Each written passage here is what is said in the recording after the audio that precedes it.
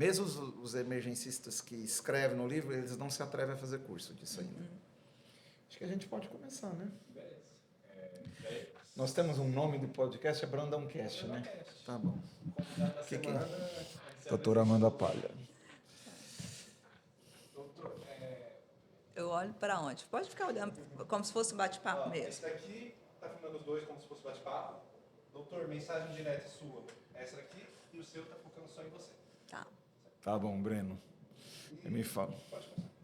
Pessoal, estamos aqui em mais uma edição do nosso Brandãocast e hoje com uma convidada muito especial, doutora Amanda Palha, anestesista, uma das maiores especialistas do país, tanto no ultrassom point of care, no meio da anestesia, como também em anestesia regional, que é uma habilidade que cada vez mais está sendo cobrada ou está sendo necessário de adquirir por médicos que trabalham na emergência, né? Como é que a gente pega aquele paciente politraumatizado, que tem uma dor importante, nem sempre a gente consegue fazer a analgesia apropriada por via endovenosa, e essa é uma estratégia que pode nos ajudar muito.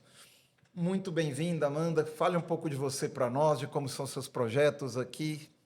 Obrigada pelo convite, é um prazer estar aqui, uma honra.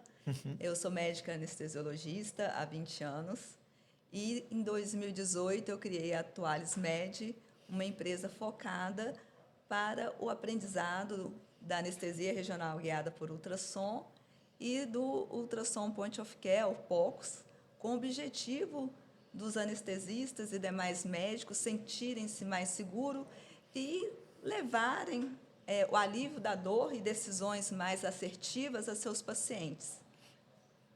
Tá certo.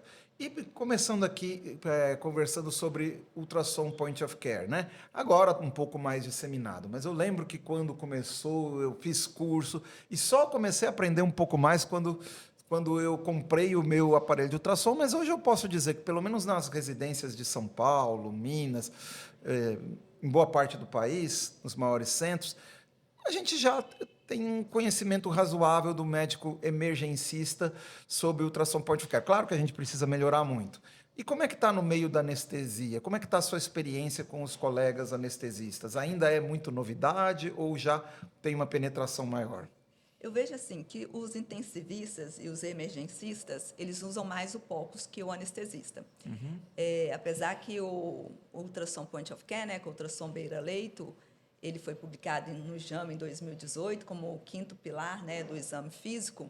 A gente da anestesia adotou primeiro o ultrassom nos bloqueios periféricos e depois um POCUS. Então, assim, a principal aplicação que deu entrada mesmo na anestesia foi a avaliação do conteúdo gástrico pela avaliação do antro com ultrassom para classificação de risco de broncoaspiração.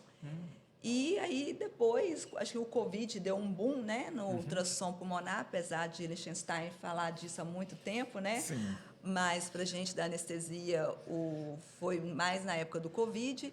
E a gente vê que são muitas aplicações, né? O EFEST não se restringe ao cirurgião, ultrassom de avaliação da bainha do nervo óptico, o acesso central a gente também já pegava há muito tempo já, então ultrassom para acesso central, acho que foi uma das primeiras aplicações para a gente da anestesia, e cada vez mais está tendo uma consciência entre os anestesiologistas da necessidade de aprender o POCUS. Eu acho que é importante, né? Claro, para o procedimento, né? Anestesia, principalmente se for fazer anestesia regional e para outros procedimentos, vai ser fundamental. Eu não sabia dessa possibilidade aqui de fazer ultrassom para ver o conteúdo gástrico. A gente nunca fez dentro da emergência. Fico pensando, às vezes, com aquele paciente que for se entubar, se a gente não deveria fazer isso eventualmente quando isso dá tempo. Você me deu ideias aqui. Mas o ultrassom, eu falo muito por mim, tá certo? Eu não sou o cara mais habilidoso para fazer ultrassom. Eu faço decentemente. Meus residentes de segundo, terceiro ano, em média, fazem melhor do que eu. Mas eu tiro muita coisa do ultrassom baseado no que veio antes, o que eu tinha de história, o que eu tinha já de raciocínio clínico, e eu acho que é essa ideia. E A anestesia é uma especialidade que você tem que tomar certas decisões rápidas e conhecer certos padrões, né? As coisas de repente acontecem, é uma especialidade crítica. Você não acha que a gente precisa realmente incorporar isso em tomar aquela decisão naquele paciente que instabiliza dentro do centro cirúrgico ou outras situações? Porque acho que não pode ser só para avaliação pontual de procedimentos. O ultrassom, hoje, é inaceitável o achismo, né? Sim. Com tanta tecnologia que a gente tem dentro do centro cirúrgico, e o ultrassom é uma delas, eu acho que o médico que está tomando condutas em base de achismos, ele está ultrapassado. E o ultrassom, ele é uma ferramenta não invasiva que te dá 1000 possibilidades. Então, o paciente em choque, qual que é a causa do choque? Entendeu? Fluido responsividade, fluido tolerância, né? Com o VEX aí, um protocolo novo, que realmente é uma aplicação mais avançada do POCUS, mas quantas respostas que o POCUS nos dá hoje e que nos permite guiar nossas condutas e reavaliá-las. Então, eu penso mesmo que na prática da minha especialidade e tanto nas outras, dominar o ultrassom não é mais uma opção, é essencial. E uma coisa que eu vejo que a pessoa que domina o ultrassom dentro do centro cirúrgico, ou dentro de uma UTI, ou dentro do cenário de emergência, ela se diferencia dos colegas. Sim. E aí a direção, a enfermagem, os outros colegas a veem diferente, veem como referência. E isso é bem... hoje, com o aumento do número de médicos, né, fazer o básico, mais ou menos, é inaceitável. Quem quiser vencer no mercado, continuar no mercado, tem que se diferenciar cada vez mais. E o ultrassom aí, gente, é básico. Eu concordo em gênero, número e caso. Eu vou dar um exemplo que aconteceu recentemente. Eu estava lá e estavam os alunos de propedêutica. E nós estamos lá, tinha um monte de coisa, derrame pleural, lá, tinha pacientes que tinham disfunção cardíaca aqui. E aí estava a professora, que tinha sido até minha aluna residente de clínica, mas uns 10 anos atrás. E assim, ela ensinando as manobras propedêuticas para os alunos dela, e os alunos dela maravilhados quando eu ia fazer o POCUS e tal. E eu lembro dela comentar, mas eu não sei fazer o POCUS, eu não sei o que. Eu falei, como é que você ensina propedêutica no mundo atual sem você colocar o POCUS, assim, que ele acrescenta tanta coisa na propedêutica, então aquele achado que você viu, você vai colocar aqui, você vai confirmar ele, ou você vai amplificar ele, ou às vezes você vai até sair, porque ele é muito superior. E aí nós estamos fazendo até, Amanda, e depois quero convidar para você participar desse projeto conosco também, um livro sobre propedêutica na emergência. Mas assim, um dos pilares do livro, eu falei assim, eu quero que 30% desse livro seja sobre ultrassom, sobre POCUS. A propedêutica que o POCUS traz. Porque, assim, como é que eu faço um livro de propedêutica hoje sem acrescentar isso?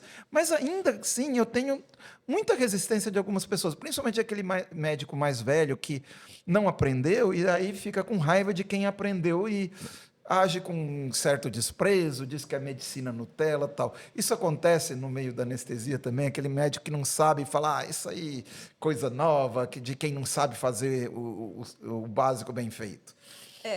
Tem sim uma resistência, né? Mas são poucos. Eu sou da geração que não tinha ultrassom dentro do centro cirúrgico. Eu não aprendi isso na residência. Então, quando eu vi o primeiro ultrassom dentro do centro cirúrgico, eu perguntei à enfermeira, falei, o que esse ultrassom está fazendo aqui no centro cirúrgico? A enfermeira virou e falou, olha, a rádio ganhou um novo e deu o velho para vocês. Eu falei, para a gente dar anestesia? E ninguém sabia usar. Em vez de deixar aquilo ali encostado, aquilo começou a me incomodar. E aí eu comecei a procurar na literatura, né, como que aquilo poderia ser usado na anestesia. E eu lembro que, na época, só tinha um curso de anestesia regional guiada por ultrassom em São Paulo. E eu falei assim, que eu não sei, nunca dava certo, que eu não sou daqui, né, eu sou mineira, moro em Minas. Aí eu decidi fazer a minha primeira imersão de anestesia regional guiada por ultrassom, e a gente montou E foi um sucesso. E aí o pessoal comecei a fazer os bloqueios, né? Junto com os colegas que eram meus amigos do plantão. E todo mundo começou a ver os desfechos favoráveis, o paciente com melhores scores de dor no pós-operatório, mais satisfeitos, alta mais precoce, menor consumo de opioides. E aí virou a Atualis, né, que começou como Atualis Anestesia, agora é Atualis Med, e aí eu incorporei o POCUS também, porque eu vi que na anestesia não basta só usar ultrassom nos bloqueios, a gente pode usar ultrassom para infinitas coisas. Então, eu vejo que a resistência dos mais antigos está caindo por terra, porque muitos alunos meus são mais velhos. Eu tenho alunos de todas as idades. Eu já tive aluno de 86 anos. Que legal. Não, e é isso que eu falo, assim, se você não pegue um negócio que é uma tecnologia nova e despreze porque você não sabe. Ou você aprende, ou pelo menos não atrapalha quem quer aprender isso, dizendo que as coisas não funcionam. Mas você tocou num ponto muito importante para nós emergencistas. Cada vez mais a gente está querendo melhorar o cuidado dos nossos pacientes dentro da emergência e desenvolver novas habilidades. E, vamos dizer assim, dentro dos nossos programas de residência de emergência, todos aqui, quando a gente criou, nós não tínhamos grandes especialistas em fazer anestesia regional, fazer bloqueios anestésicos, mas é uma habilidade que a gente precisa ter, tá certo? E aqui eu ia perguntar para você aqui, você que já faz isso aqui, você vê muito benefício? Você acha que é uma habilidade que vai fazer toda a diferença? Cite, por exemplo, um exemplo para nós que você viu de uma anestesia regional fazer toda a diferença na evolução de um paciente. Olha, casos tem muitos, né? Eu trabalho em hospital de trauma, então, assim, o trauma ele não te permite muitas vezes a primeira anestesia geral ali para tirar o paciente daquele quadro de emergência. Um caso interessante, eu acho que eu já estava comentando com o senhor antes, eu peguei um trauma, né, em área rural, onde um fazendeiro,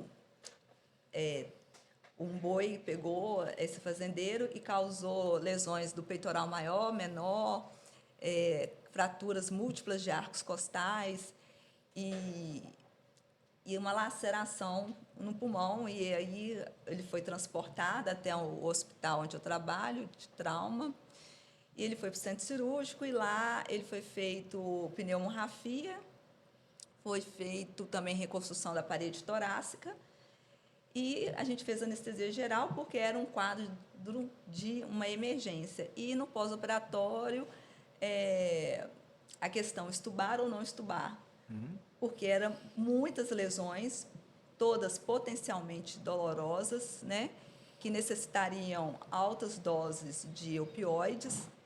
Então, eu resolvi fazer um ESP, o ESP Block, né, que é o bloqueio do eretor da espinha. E aí eu fiz um bloqueio, virei ele de lado, entubado, fiz esse bloqueio. E aí a gente estubou, ele ficou sem dor no pós-operatório imediato. Levamos ele para a UTI, para a sala de emergência, né? Que a gente chama lá de UTI 2. E ele ficou lá sem dor. No outro dia eu passei a visita pós-anestésica, ele estava dormindo, eu acordei, ele estava sem dor, falou que dormiu a noite inteira. Estava saturando 98, sem oxigênio. Uau! Eu olhei a prescrição dele, só tinha dipirona de horário. Então, o bloqueio ele é muito importante para o alívio da dor do paciente, que às vezes principalmente pacientes de trauma, a dor, ela é incapacitante, e se você começar a dar opioide, o opioide ele tem muitos efeitos colaterais, né? E você conseguir, eu não sei como é que está no cenário da emergência, mas na anestesia a gente está procurando fazer cada vez mais anestesia opioid free ou com menor dose possível de opioide. Isso que é dentro do protocolo ERAS, que é um protocolo para uma recuperação mais rápida do paciente. E o protocolo ERAS evoluiu muito mais rápido depois que foi incluído os bloqueios anestésicos. E o ultrassom, ele nos permitiu um aumento da gama dos bloqueios, que antes a gente tinha poucos bloqueios, e nos permitiu, além de ampliar as técnicas, diminuir a dose do anestésico.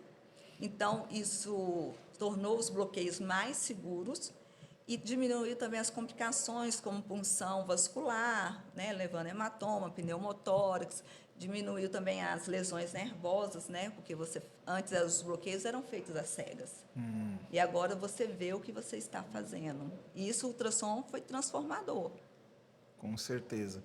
Agora, dentro do cenário da emergência, cada vez é importante a gente começar a diminuição do uso de opioides, né? Já, na verdade, os Estados Unidos está vivendo uma pandemia, melhorou até na última estatística, mas uma pandemia de overdose de opioides, tanto que a primeira coisa que o residente de emergência recebe nos Estados Unidos é várias ampolas de naloxone para poder aplicar em pacientes aqui, mesmo quando estão fora do ambiente de trabalho. Então, isso também é importante para nós. Mas, assim, essa é uma habilidade que tem que ser adquirida, né? Não dá para você chegar, sair e fazer. Tem complicações, vamos dizer assim, tem técnica correta que você precisa. Por exemplo, eu não me considero capaz de fazer a maioria desses bloqueios anestésicos aqui. Quais seriam os bloqueios, por exemplo, que você acha que dá para a gente começar a ensinar o médico da emergência a fazer e depois, assim, primeiro começando isso, depois a gente discutir as complicações potenciais? Eu acho que a primeira coisa é conhecer os anestésicos locais. Como calcular dose, toxicidade, porque mesmo com ultrassom você conseguiu reduzir a dose do anestésico, você tem que saber ali as complicações do anestésico local para o paciente, né? E alguns bloqueios, igual os bloqueios faciais, você vai precisar de um volume maior. Então, primeiro, conhecer as complicações do anestésico e calcular as doses, para você não fazer a intoxicação por anestésico local, que é catastrófico, é difícil de manejo. E, em segundo lugar, ter conhecimento de anatomia e sonoanatomia. E aí, quais os bloqueios? Né? Os primeiros bloqueios, os bloqueios que eles consideram básicos, né? Tem alguns artigos que falam dos bloqueios básicos da pediatria e tem os bloqueios básicos do paciente adulto. Então, acho que os primeiros bloqueios seriam os bloqueios mais superficiais, seriam mais fáceis de identificar as estruturas. Por exemplo, entre o paravertebral e o ESP, eu não considero o paravertebral um bloqueio para iniciante. O paravertebral é um bloqueio para um médico que já tem uma certa proficiência, começaria com o ESP, né? Bloqueio, por exemplo, nervo femoral. Os bloqueios tem que tomar muito cuidado também com os anticoagulantes, né? Então, ter um conhecimento que nem todo bloqueio pode ser feito com os anticoagulantes. Então, conhecer quais são os bloqueios superficiais, que os bloqueios superficiais você pode fazer mesmo em vigência de anticoagulantes. Então, os bloqueios básicos, um femoral, um ESP, um TAP, um clavo peitoral, um supraclavicular, um axilar, os bloqueios periféricos a nível de punho e antebraço. Eu recomendo mais os básicos. E depois, quando você for avançando, aí realmente você pode até tentar fazer os mais profundos. Mas eu não recomendo que você tente fazer nem os superficiais sozinhos. Eu acho que tem que ter um médico que tenha experiência para te ensinar. Porque um vídeo no YouTube não vai resolver. Porque o ser humano ele tem variações anatômicas. Então, aquele desenho lindo do YouTube ou de um post do Instagram, entendeu? Não é a realidade. Quando você pega o transdutor e vai fazer na prática, é bem diferente. Então, tem que procurar alguém que saiba, entendeu? Que faça isso na prática realmente para te ensinar. Com certeza, né? Até porque tem complicações, né? Complicações potencialmente sérias. Quais complicações e como a gente consegue evitar essas complicações na prática de fazer anestesia regional, doutora Amanda? Primeiro, calcular a dose, né? Porque a intoxicação por anestésico local, ela pode ser fatal. Então, primeira coisa, calcular. Segundo, tomar cuidado com infecção, entendeu? Hoje é recomendado, saiu guidelines o ano passado sobre as recomendações para infecções. Então, recomendo usar gel estéreo. É difícil, que nem todos os serviços têm gel estéreo, mas tentar fazer o máximo estéreo possível, usar luva estéreo, tomar cuidado com infecção, fazer uma boa asepsia do local da punção. Segundo, lesão nervosa, você tem que ver a agulha no trajeto, seu trajeto todo, ver a ponta da agulha para não causar lesão, tanto lesão nervosa como lesão de vasos, né, fazer um hematoma, pneumotórax, tem bloqueios que tem a pleura muito próxima à estrutura que você quer agulhar. Tomar muito cuidado em pacientes idosos, porque os pacientes idosos eles têm maior sensibilidade ao anestésico local. Então, ele tem as particularidades no bloqueio. Criança também, eu gosto muito de bloquear criança, porque criança sente dor, isso é um mito. Criança, não precisa, só de pirona. Não, eu bloqueei todas as minhas crianças que eu faço anestesia, só que criança tem uma particularidade que você tem que sedá-la, ou fazer até uma anestesia geral para conseguir bloquear, e já no adulto é diferente, você tem que fazer com ele acordado ou com uma sedação leve, porque a dor ou a parestesia é um sinal de alerta durante o seu bloqueio.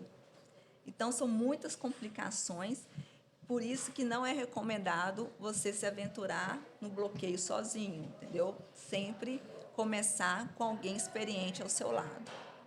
Isso é muito importante.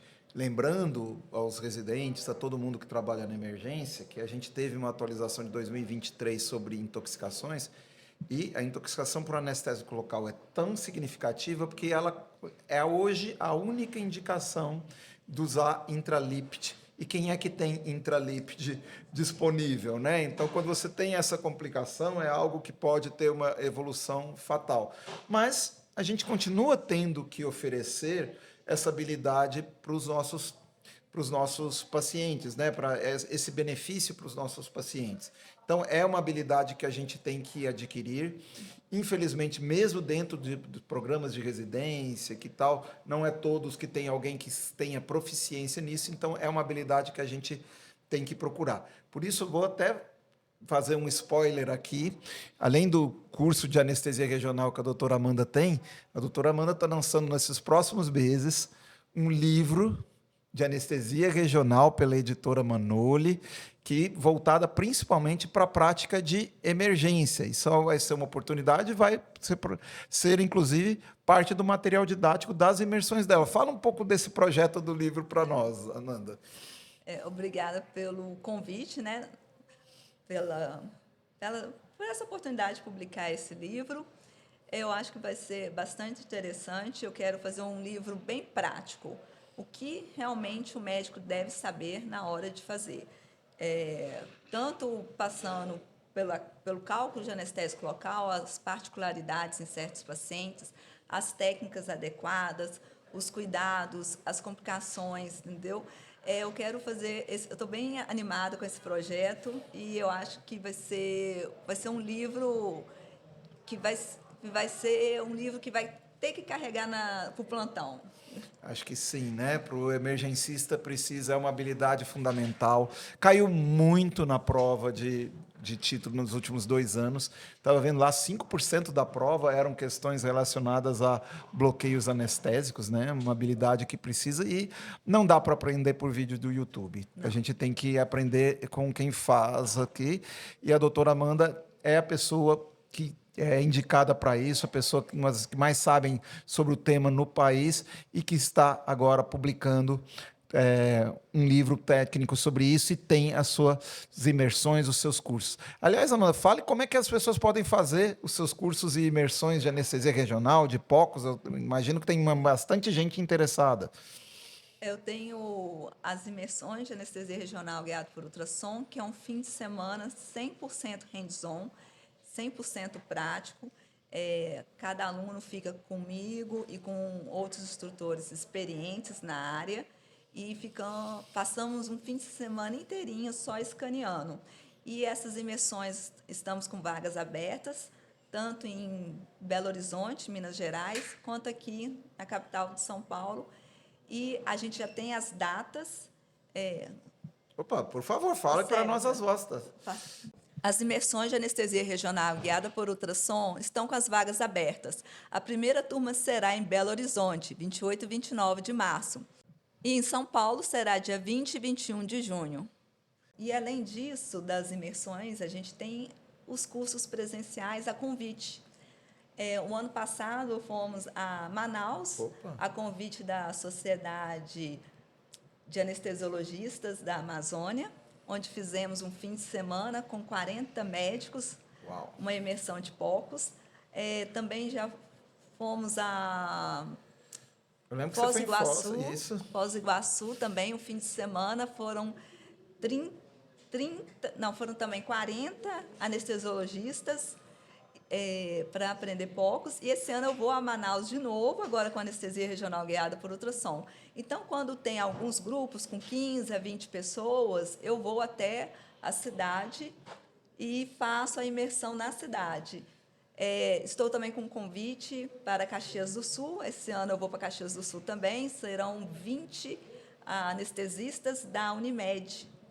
Então, quem quiser, né, me convidar, a gente leva a estrutura e podemos fazer na cidade da pessoa, fazer com aquele grupo. É uma imersão bem legal, é muito transformador esse fim de semana.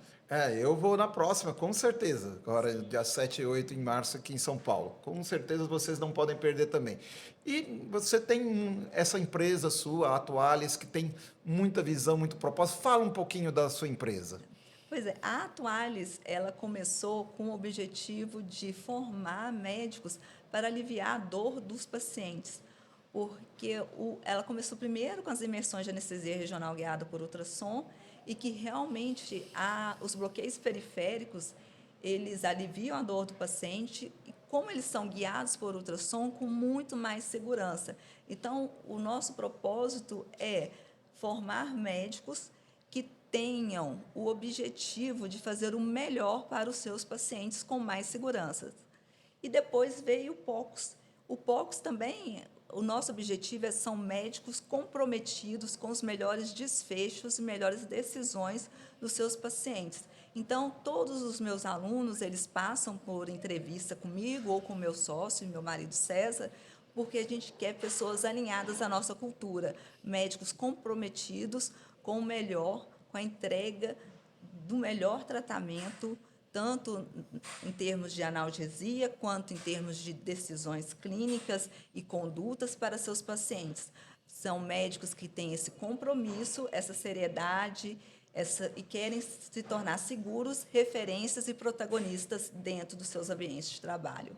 Excelente, muito bom conhecer aqui, conhecer pessoas com propósito, visão e trabalhando com educação, porque eu sempre falo, a educação é multiplicadora, a Atualis está fazendo diferença. Você que quer aprender anestesia regional, ultrassom, não vá aprender de orelhada, vamos aprender isso de uma forma séria e comprometida que realmente faça diferença. Muito obrigado Obrigada. por estar aqui conosco, Amanda. Foi um prazer te receber. Obrigada pelo convite, uma honra estar aqui e espero que os colegas assistindo esse podcast queiram aprender mais, né, sobre o que o ultrassom pode nos proporcionar nos 3 cenários, né, não só na emergência, na anestesia, como na terapia intensiva, porque eu falo que o ultrassom não é de nenhuma especialidade, é de quem está à beira do leito com algum paciente. É para fazer diferença para o paciente, esse é o ponto. Muito obrigado a todos. Ficou bom.